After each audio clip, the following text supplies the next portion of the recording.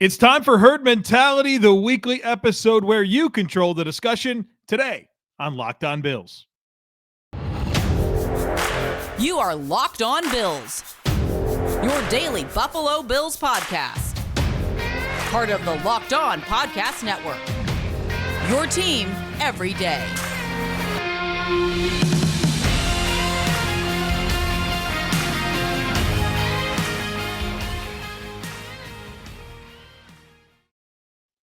What's up, Bills Mafia? It's Joe Marino from the Draft Network, and I'm your host of Locked On Bills. Happy Tuesday to you, and thank you for making Locked On Bills your first listen every day. And as a reminder to you, we are free and available on all platforms, including YouTube. Well, it's a Tuesday, and that means it's time for Herd Mentality. Tons of great questions to dive into today. Let's get started. First one comes from Mark. Mark says, if I recall correctly, you estimated tight end usage to increase this season to 20%. What does that usage look like so far this year?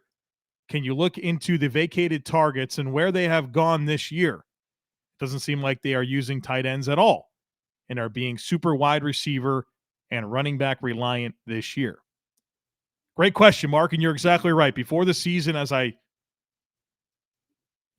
considered what this offense could look like, and some of the influences being Mike Shula and Ken Dorsey and Aaron Cromer, I anticipated an uptick in tight end usage, especially with the investment of O.J. Howard, right, which we know he didn't make the team. But I'm still pretty close. The Bills' tight end percentage this year, the percentage of completions that have gone to tight ends is 17%. And if you go over the last 3 years, which I think is a pretty meaningful sample size that considers really when Josh Allen became an upper echelon quarterback, the tight end usage, the tight end percentage of completions went from 12% in 2020 to 15% in 2021 to 17% so far in 2022. And that's coming off of a game where Dawson Knox or none of the tight ends caught a pass. And so I think that this still could get up near 20% the rest of the way. And so just to kind of look at the entire picture here, I'll do running backs and wide receivers. So 2020, 2021, 2022, running backs, percentage of completions, 13% in 2020, 17% in 2021, 19% in 2022. So it's incrementally shifting more towards running backs getting involved in the passing game. Wide receiver, percentage of completion, 76% in 2020, 68% in 2021, 64% in 2022. Comparing 2020 to 2022, that's a dip of 12%, pretty significant, right? And then tight ends, as I already went through, 12% in 2020, 15% in 2021, 17% in 2022. And so it's up 5% going back to 2020. And could be up even more here the rest of the way. So while it doesn't feel like the tight end component has increased, and we'll talk a little bit more about Dawson Knox here in just a moment, it has. It has. The next one comes from Daniel. Daniel says, I have a herd mentality question that is purely hypothetical. For the sake of this question, let's assume we sign Odell Beckham Jr. to a 2 or 3 year deal. If that does happen, would you consider trading Gabriel Davis this offseason if it means your return could be a possible second-round pick? My thought is that as much as I love Gabe Davis, he is not a true number 2 and has some limitations and drop issues. I would not want to pay him anything more than the value of a third receiver, though I know someone will pay him like a 2 or even a 1. Knowing that in this scenario you probably can't and won't pay him, I think this type of trade would be advantageous and roll forward with Diggs, OBJ, Shakir, and a draft pick. Well, so a lot to unpack here. This is a great question from Daniel. The first thing that I want to discuss briefly is the Odell Beckham dynamic and the fact that it does probably need to be a 2 or 3 year commitment to get that deal done. And so you have to ask yourself some hard questions. Are you prepared to commit to him for a couple of seasons under these terms where He's coming off of an ACL tear. He's never taken a rep with your quarterback. He's never taken a rep in your offense. Do you want to make that commitment right now? Especially knowing the extensions that are coming. This offseason alone, you have Tremaine Edmunds and Jordan Poyer. Ed Oliver's not far behind. You've got some significant stuff going on here. Do you want to commit that money to Odell Beckham Jr. or even Gabriel Davis? I certainly agree with you that Davis has some limitations, but I also understand that I think he's well loved by this team. Not just coaches, but Josh Allen and the players. It's always been very positive when it comes to Gabriel Davis. And so do you want to disrupt that chemistry? I have concerns about meeting Gabriel Davis's contract demands. And certainly the Bills don't have to make that decision right now. They're going to let next year play out. Surely they will. And you can evaluate it then. But we've seen receivers like Gabriel Davis command a fair amount of money. Can you commit to him $15 million a season?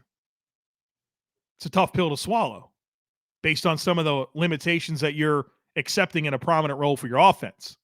Meanwhile, you're already paying Diggs. You're already paying Dawson Knox. Can you really pay another guy? And if you do, it needs to be a player, in my opinion, that does a whole lot more than Gabriel Davis does. When you talk about the trade value of a Gabriel Davis, I think a second-round pick in return makes a lot of sense, especially because Chase Claypool, that's what the Steelers got back from the Bears. You know, I would rather have Gabriel Davis than Chase Claypool. I was floored when the Bears gave up a 2 for him. So I think you can get a 2 probably and a little bit more, to be quite honest with you. Gabriel Davis, a much more accomplished player than Chase Claypool. So, yeah, I think you're looking at a 2 and then maybe, you know, an additional day 3 pick if you were to explore this avenue.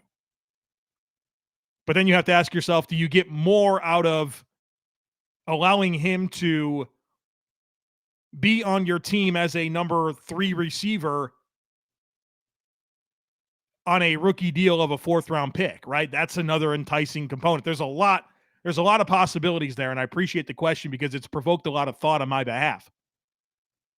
I see where you're going, but I think the main points that I would want everyone to take away from my answer is just some of the risk associated with making that type of a commitment to Odell Beckham Jr., the complicated dynamics that are attaching yourself to Gabriel Davis moving forward, and kind of exploring this idea of trading him and what that return could look like.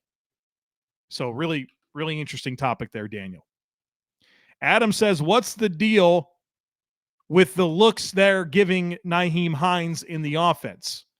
The guy's only been targeted 5 times in 5 games. As much as I absolutely despise Zach Moss, to give him up plus a draft pick to basically be a punt returner and an afterthought on offense seems a bit silly to me.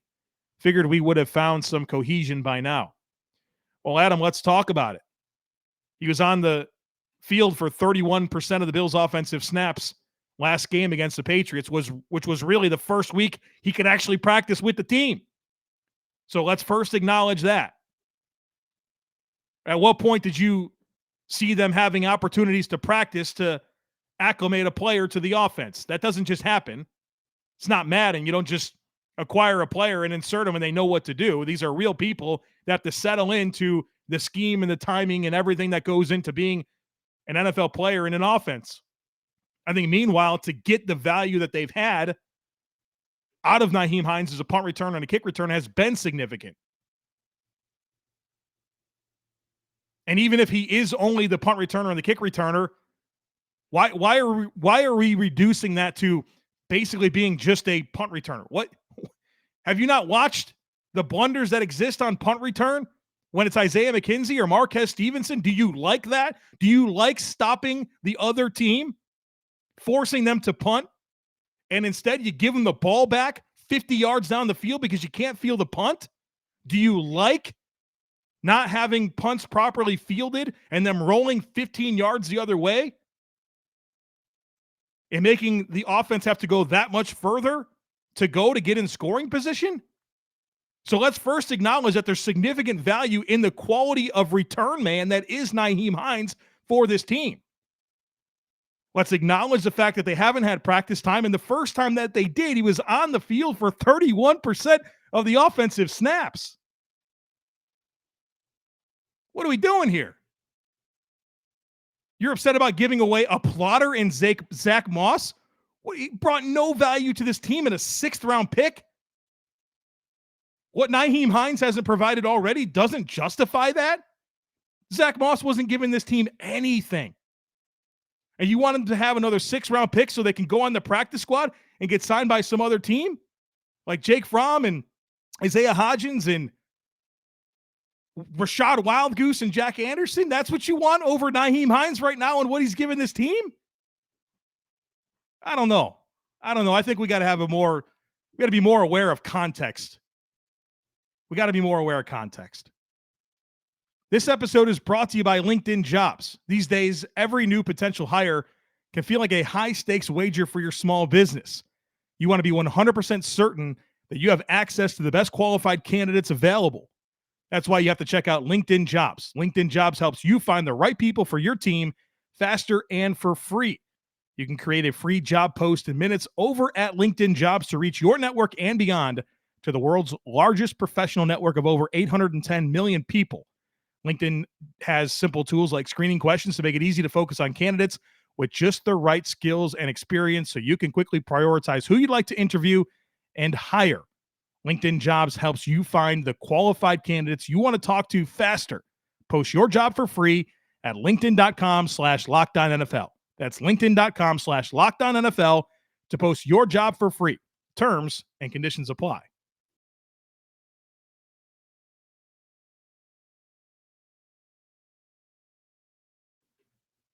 The next one today comes from Alex. Alex says, can you just talk about what is going on with Dawson Knox? Is it play calling? Is it Knox not getting open? Is it Josh looking elsewhere? Just seems like he could be such a huge piece, yet he's been very quiet so far this season for the expectations that were set and the contract that was given. All right, so let's have a Dawson Knox conversation. And I will first admit to you that I agree. I want more Dawson Knox. I think he can help this offense. They've made the type of commitment to him that tells you that he should be a bigger part of this offense. Not that we're expecting him to have 1,400 yards like Travis Kelce every year, but 700-800 yards, pushing for double-digit touchdowns. I mean, I think that's a reasonable expectation for Dawson Knox. So far in 2022, Dawson Knox is on pace for 47 receptions on 61 targets, 463 yards, and 3 touchdowns. Last year in 15 games, which is 2 less than the pace that he's on for 17, 49 receptions, 71 targets, 587 yards, and 9 touchdowns. He's not measuring up to the production that he had last year, or in my opinion, the production that they're paying him for. And so I think the first question that a lot of people have is, well, is it because he's staying in the block? The answer to that is no, he's not staying in the block. He's only staying in the block on 8.1% of the passing down snaps that he's on the field for this year. Last year it was 7.7. It's a very similar number. So he's not staying any more than he did last year. But I want to be careful to not be a victim of the moment, because while the pace doesn't measure up with what he did in 15 games last year, that pace is impacted because the last 2 games he's got 2 catches in 17 yards. So this is definitely like a ripe opportunity to push the panic button on Dawson Knox and have a level of concern.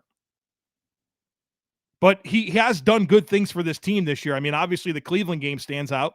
7 receptions, 70 yards, big-time impact in that game. Game-winning touchdown catch against Kansas City. I don't think they beat Baltimore without Dawson Knox either. So he's had some meaningful moments, but I certainly understand any criticism that exists for the lack of volume and opportunity that exists for Dawson Knox this year. The Bills are still a high-level offense, but you feel like they could be even better with more Dawson Knox. And so to me, it's one of the X factors the rest of the way.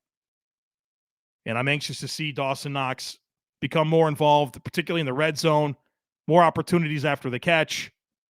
I'd really love to see him down the field in the seam a little bit more. I feel like he could be that middle of the field mismatch. I get really excited about all the stuff that Dawson Knox can do because he's one of the most physically gifted tight ends in the entire league. I want to unleash that in ways that I don't see happening right now.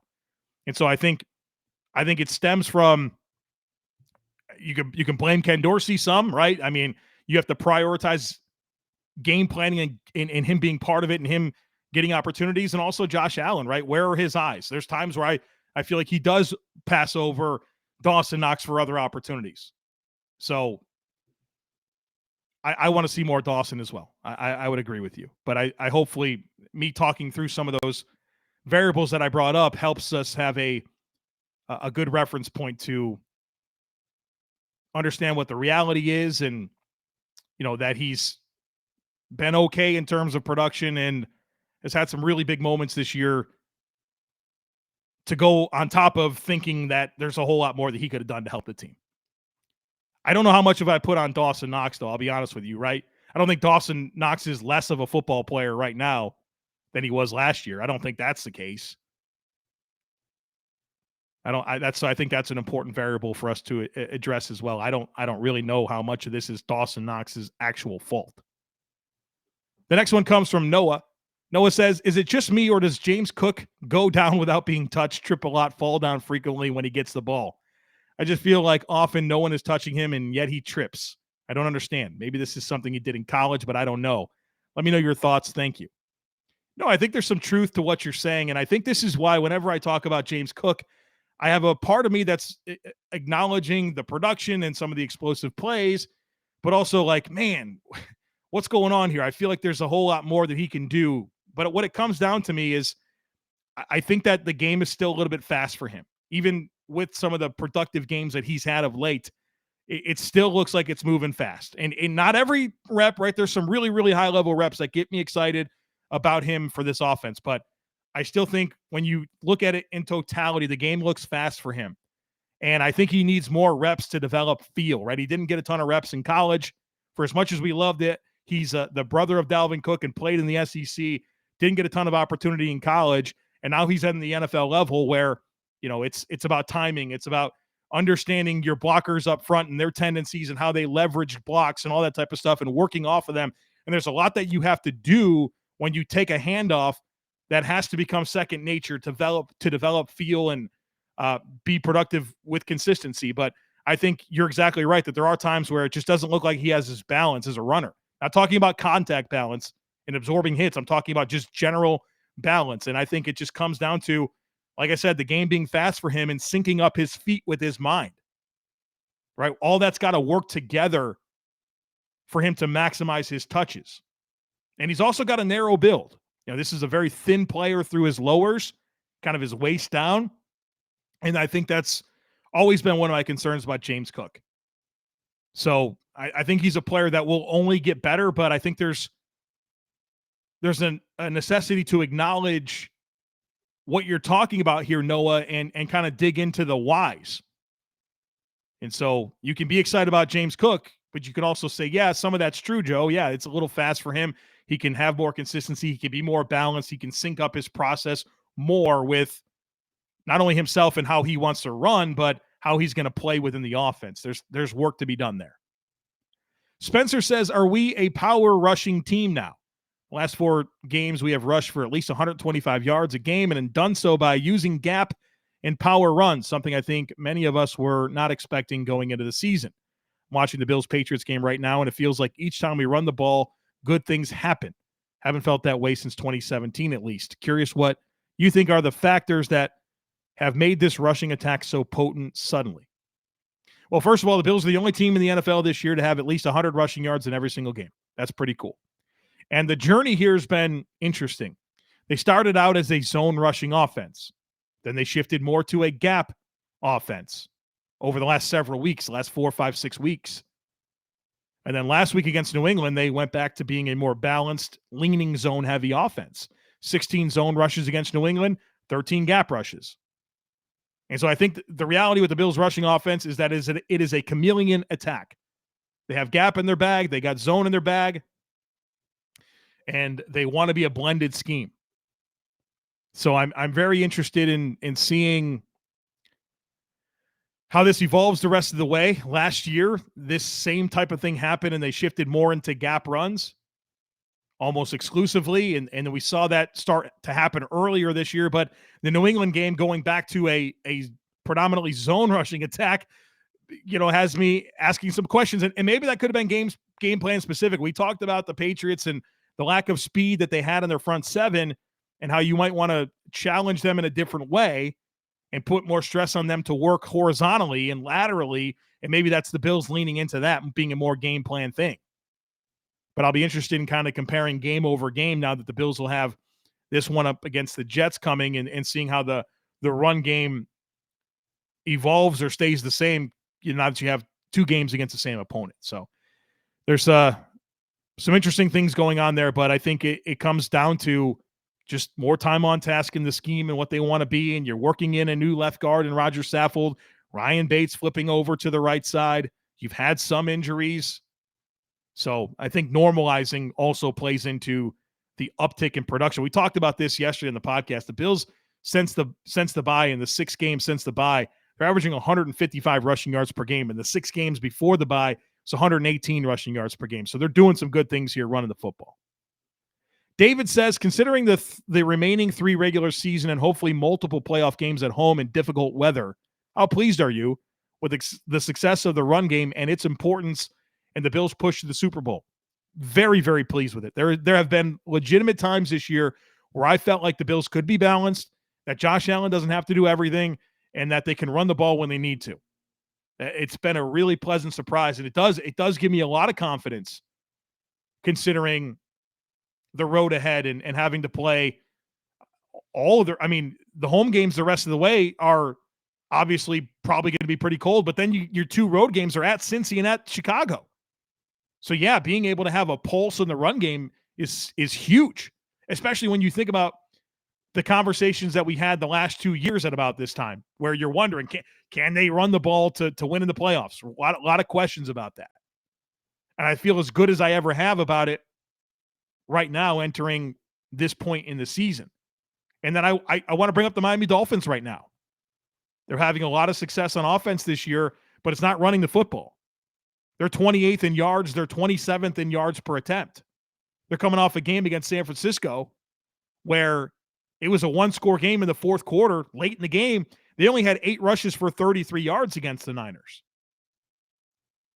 That if you're look at that through the lens of the Dolphins, you don't win the AFC East and you got to go on the road in the playoffs. You don't have any pulse in the run game to lean on. And you're going to have to go 2 places like potentially Buffalo and Kansas City or Baltimore or, Cincinnati. That's a tough spot to be. And for a cold weather team or a warm weather team like Miami that has to go to cold weather places and have, this inconsistent rushing offense is something that I could relate to over the last couple of years talking about this Bills team. But I like where the Bills are at when it comes to rushing offense. This episode is brought to you by Audible.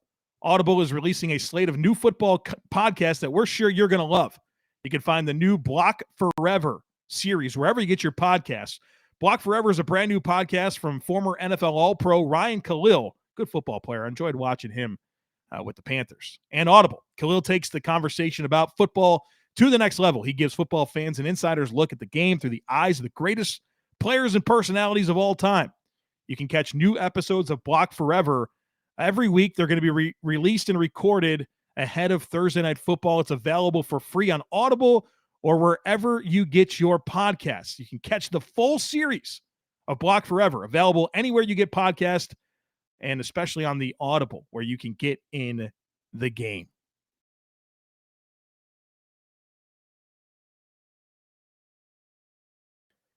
Few more to get to here today. The next one comes from OTP. Popular question I was asked: why do you think Elam was benched? It seemed like he was outplaying Dane Jackson, and these stats seem to back it up. He had shared some really good coverage data about Kaiir Elam over the last several games. Is it a matchup thing, or is McDermott sending a message? I got to be honest with you. This has been a challenging thing for me to process. I thought Kaiir Elam has played well this year. I've been really satisfied, especially Do they beat Kansas City if he doesn't pick off that ball in the end zone? Impressive interception against Pittsburgh. Been some good moments. I never felt for maybe the Pittsburgh game with George Pickens and how they kind of went after him. But that was the only time this year where I felt like, Kaiir is struggling out there. I thought he's played well. First round pick. You did that because you thought he was going to be a big part of your defense. Maybe not this year, right? I can understand there being a long play here. But for Sean McDermott to come out and say, hey, we just want to see what we had in Xavier Rhodes, I mean, maybe that's it. They're trying different combinations. They want to see what this looks like. It's been a revolving door at corner with injuries and getting Trey White back. I mean, they've all missed time, right? Benford, Elam, Dane Jackson, they've all had injuries and missed games. Leslie Frazier said in the game before, it was the Lions game, that Kaiir had some residual pain from the ankle injury that he was working back from. So I'm sure all of it plays into it, whether it's combinations or seeing what you have in players, maybe wanting to be less reliant on young players for a team that's gearing up for a Super Bowl run. You want to be a zone-based defense, and Kaiir's not super repped in that, right?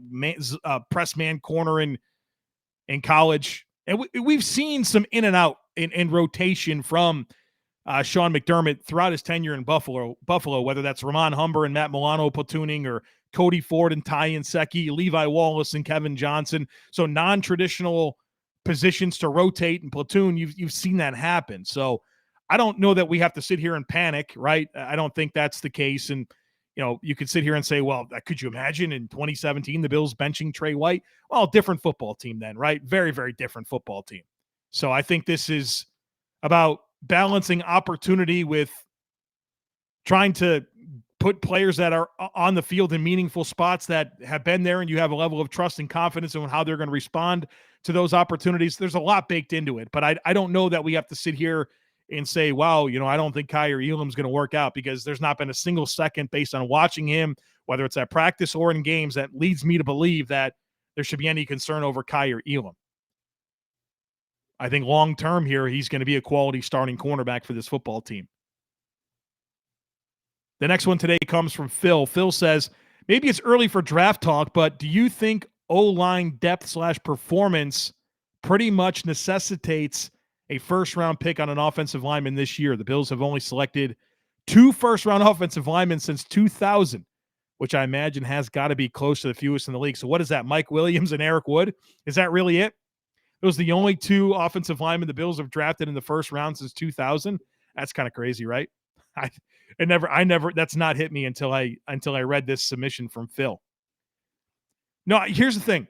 I don't know that I can sit here ever under any circumstance in December and tell you that the Bills have to go with any position in the draft in the first round. I don't think you can ever do that. I don't think the day before the draft you'll ever sit here and listen to me say the Bills have to get this position. You can't do that. Not unless they're picking number 1 overall and they need a quarterback. So I understand where you're going with this, but there's just too many variables and too many unknowns right now to laser in like that. Now, I can see there being a realistic path to that being the way to go.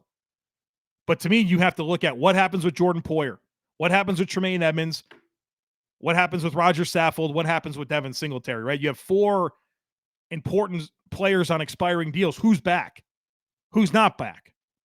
Well, if you don't bring back Poyer, you might need a safety. You don't bring back Tremaine, you need a linebacker, right? But did you sign one in free agency? So much that needs to play out before we can talk in specificity about what the Bills absolutely have to do in the first round at offensive line. But right now, if I were to predict, like, okay, I think they bring back Tremaine, I think Jordan Poyer walks, you feel decent about DeMar Hamlin, maybe you can get a safety on day 2, and you go in with an offensive lineman that you like there in the first round, right? That makes sense to me, but I'm not ready to say it has to happen. George says, I initially just wanted to say pay Tremaine Edmunds, but with that, I was curious if you could tell us what the current extension projection numbers would look like for him and if you'd sign him to that contract. SpotRack has Tremaine Edmunds' extension right now at 4 years, $57 million, which is an average annual salary of $14.2. I'd love to do it. I really would. I think we've seen Tremaine play the best football of his career this year. We've got a chance to contrast the defense with and without him on the field. We know that he's not even 25 years old right now. Leader of this defense. I'm not letting that guy get away. And if I'm Brandon Beane, I'm especially not. It's a player you drafted. This is your second ever draft pick as a general manager of the Buffalo Bills. You traded up in the first round to get him to be the quarterback of your defense. He's going to walk? I don't think so. So not only do I predict Brandon Beane's going to pay him, I absolutely would. I want to hitch my wagon to this guy. Tools, production, leadership, youth. What don't you like? I'm in. Joe says, writing during the game, and I can't believe that Bobby Hart is still a member of this team. Based on what I've seen so far, he can't stop anyone, and they would obviously rather run Quessenberry, who can't even move his legs, versus a healthy Bobby Hart for obvious reasons. Is he really the third best swing left tackle we could find? I'd like to hear who you would replace him with at this point in the season. I wouldn't replace Bobby Hart. I think Bobby Hart does a very good job for this football team as a utility blocker. And I think you can do a whole lot worse than Bobby Hart as your OT4. The reason that they didn't put him in over David Quessenberry is because they needed him for his utility blocking. He plays a lot of snaps every single week as a jumbo tight end. He does a very good job, and the Bills have very good success when Bobby Hart's on the field to run block as a big tight end. And so if you want to focus on some bad reps, a couple of bad reps at left tackle, filling in for for David Quessenberry, who was filling in for Deion Dawkins, I think you're missing the actual value that he brings to the team. So he can play tackle in a pinch, but the reason he's on this team right now and dressing and playing 10, 15 snaps a game is because they use him as a utility blocker, and he's done a really, really good job. And the Bills have had a lot of success when he's on the field running the ball in that role. So that's why he's a member of the team. That's the value that he provides. And maybe if you had Tommy Doyle back in that role, it'd be a different conversation right now. But Tommy Doyle's got a torn ACL. So this guy can get you out of a pinch at 4 positions and is a really good utility blocker as a jumbo tight end. Man, that sounds like a lot of value for your 8th offensive lineman. Who are you going to replace him with? Nobody. No. If there's better options right now in December, that's crazy. So you can sit here and recognize that Bobby Hart is a bad offensive tackle in the NFL, but simultaneously understand that he's OT4 that brings a lot of value as a utility blocker. Last one today comes from Pete. Pete says, Thursday, meaning last week against the Patriots, Sean McDermott secured his 5th winning season in 6 years here. I think a lot of fans believe that the jury is still out on whether he's the right coach or not. What are your thoughts? What? The jury's still out on Sean McDermott? Were these people alive since 1999? I can't even get myself to consider the idea that Sean McDermott's not the right head coach for this football team. The success that he's had, unprecedented in Buffalo, has a higher winning percentage than Marv Levy. 5th winning season in 6 years. They're in position to win their 3rd consecutive AFC East title. We are living, as my buddy Joe Miller would say, in wildest dreams land. Do you not remember the team missed the playoffs for 17 years in a row? They didn't win the AFC East since 1995 before they did it 3 years ago. What are we talking about? It can be way worse. The Bills are like the class of the league right now. People are envying what's going on in Buffalo, and the jury's out? The jury's still out on Sean McDermott? Has he been perfect? No. No coach has ever been perfect. Do I agree with everything that he's done? No. But how on earth do you assess this situation and not be absolutely in love with Sean McDermott as the head coach of this football team? I dread the day Sean McDermott's not the head coach of this team. I'm not ready for life without Sean McDermott and Brandon Beane and Josh Allen. unfathomable to me that the jury would still be out on Sean McDermott as the head coach of this football team. Sitting here with 5 games left to go, 9-3, the number 1 seed in the AFC, all the injuries that they've had, breaking the drought, in position to win a 3rd consecutive AFC East. He's the all-time leader in win percentage for the organization. I can't on that at all. But I appreciate the question, Pete, because it gave me the opportunity to say that to anybody that thought the jury's still out on Sean McDermott. Unbelievable.